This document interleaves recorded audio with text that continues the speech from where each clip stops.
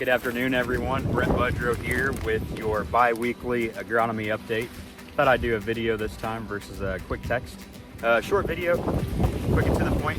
I'm out here just south of Kentland, actually. I've been doing a lot of scouting, also pulling some tissue samples, some soil samples originally here before side dress, some pre-side dress soil sampling, doing some professional scouting, getting some plots ready, and working with guys on shoring up some field view maps and planting maps. So it's been a lot of fun here these last couple weeks. Thanks for following along.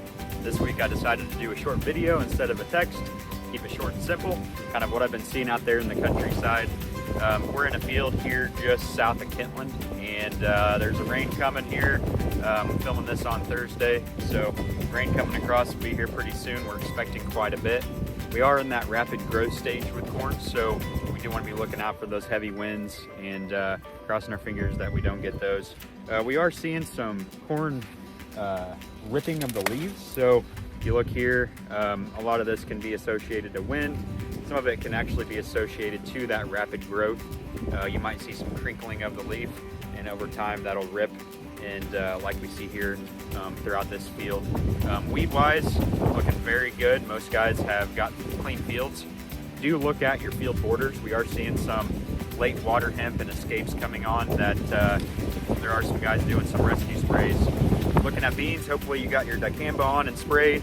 And here this past week, looking ahead, we're hoping that the residual holds, and we have some clean beans here on through harvest.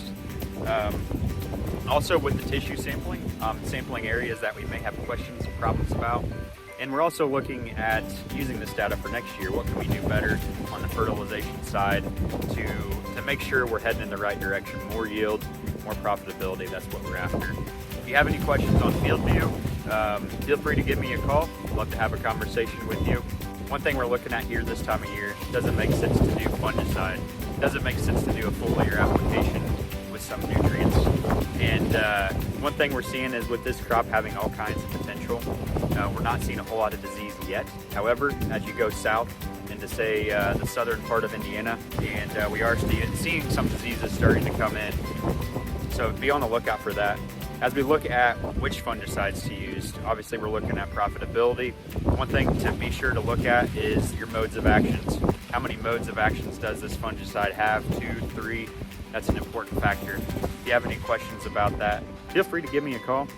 We are seeing some sulfur deficiency as well. Something to look at as we are looking at coming back across this corn.